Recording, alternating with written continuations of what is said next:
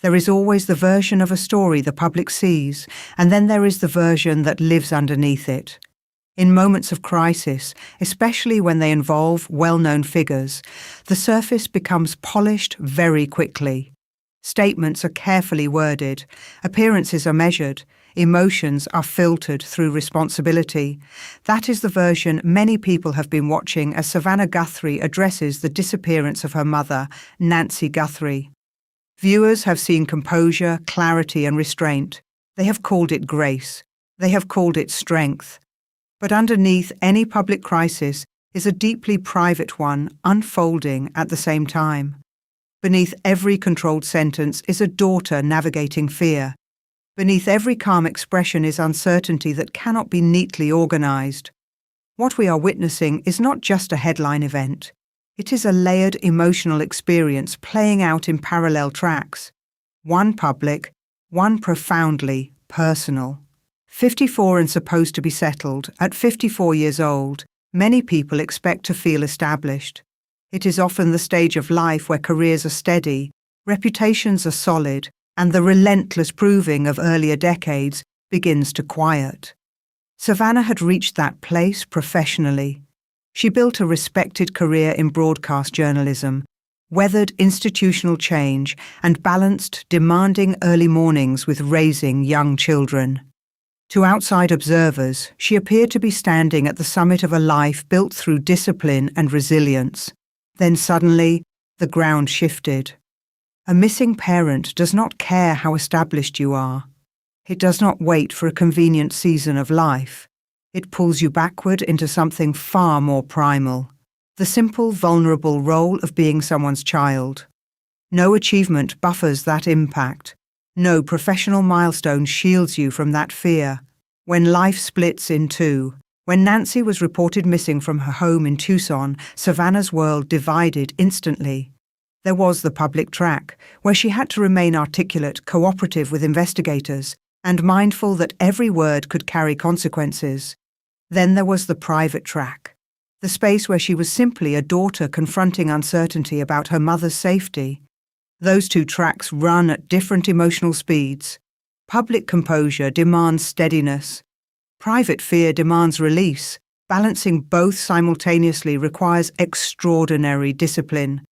It is easy to admire how someone presents themselves on camera. It is much harder to imagine the quiet hours in between appearances, the waiting, the unanswered calls, the racing thoughts in the middle of the night. That dual existence is one of the heaviest parts of any public crisis. The medical reality layered onto the emotional weight is practical concern. Nancy, at 84, requires regular heart medication. That fact adds urgency and fear that go beyond the mystery of disappearance itself. For any family, knowing a loved one depends on daily medication creates a constant mental clock. Each passing day carries additional worry. That knowledge does not disappear when a camera turns on. It lingers in the background of every public statement. It informs tone. It shapes urgency. It intensifies the stakes. Yet even with that reality pressing against her, Savannah has maintained measured communication. That steadiness may look effortless, but it is anything but. It is what happens when responsibility overrides instinct. When you choose clarity over visible panic because you believe it is the most constructive path forward. Strength as an inheritance. Much has been said about resilience in the Guthrie family. Nancy raised her children after the early loss of her husband, instilling values centered on discipline and perseverance.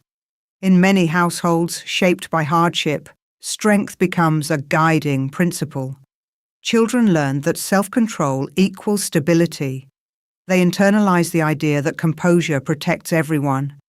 Over time, that lesson becomes automatic. In moments of crisis, they do not ask how to behave. They default to steadiness because that is what feels safe. Savannah's poise may not be performance in the theatrical sense. It may simply be the expression of a philosophy learned early and practiced often. Strength, in this context, is not denial of pain. It is the method she knows best for carrying it. The cost of composure. But strength has a cost. When someone is deeply conditioned to remain composed, vulnerability can feel unfamiliar, even risky. The ability to perform under pressure is valuable professionally. Personally, however, it can create isolation. Others may assume the strong person needs less support. They may admire the resilience without recognizing the exhaustion beneath it. For Savannah, the expectation to handle it well may not only come from the public, it may echo internally. High achievers often carry invisible yardsticks, measuring themselves against standards set long ago. In crisis, those internal standards can intensify. The desire to respond perfectly becomes another weight layered onto fear. That emotional complexity rarely appears on camera, but it exists nonetheless. Silence and what it means. When updates are limited, silence can feel ominous. For families, silence is often the hardest space to occupy. It leaves room for imagination, and imagination is rarely kind during uncertainty. Yet silence can also reflect deliberation. Ongoing investigations require coordination and careful messaging. Words spoken impulsively can complicate delicate negotiations or investigative steps. Public restraint does not equal private calm. It often signals that decisions are being weighed carefully. In high-profile cases, families must balance transparency with prudence. That balancing act requires extraordinary emotional regulation, especially when every instinct urges immediate answers. Understanding that context invites patience rather than speculation.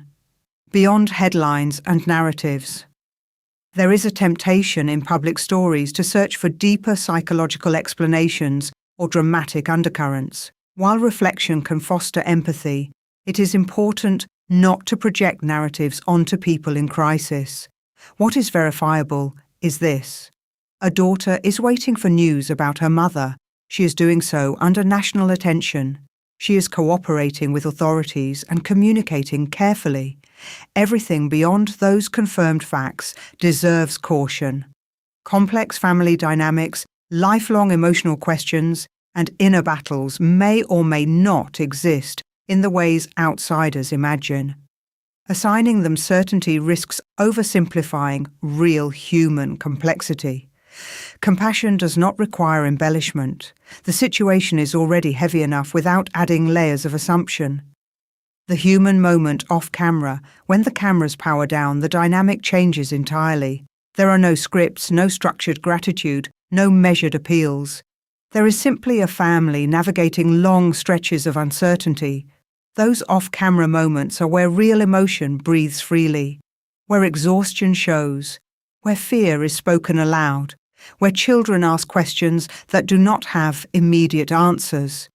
It is easy to forget that behind every composed broadcast appearance is a home where life continues in fragile suspension. Savannah is not just a journalist in this story. She is a mother to her own children, balancing their need for reassurance while carrying her own unanswered questions. That layered responsibility deepens the emotional landscape significantly. Love without conditions. At the heart of every family crisis is love. Imperfect, fierce, enduring love. The relationship between mother and daughter evolves over decades, shaped by shared history, lessons learned, and unspoken expectations. In moments like this, many adult children confront questions that have lingered quietly for years. Have I made her proud? Have I done enough? Those questions are universal. They do not imply deficiency in love. They reflect the deep human desire for affirmation from the people who shaped us earliest. Whatever the outcome of this investigation, the core truth remains that Savannah's public steadiness is rooted in connection. She speaks because she cares. She holds herself together because she hopes. Holding space for hope. Crises unfold in real time and their outcomes are not yet written. While fear is natural, so is hope. Hope sustains long searches. It sustains families through silence. It sustains communities who follow updates and offer prayers or kind words. As observers, the most constructive role is not to analyze posture or decode tone. It is to hold space, for investigators to work carefully, for families to process privately, and for truth to emerge at its own pace. Strength and vulnerability are not opposites. They often exist together, quietly. And beneath every public statement right now is a simple wish shared by millions, that Nancy returns home safely and that a daughter waiting for her mother can finally exhale.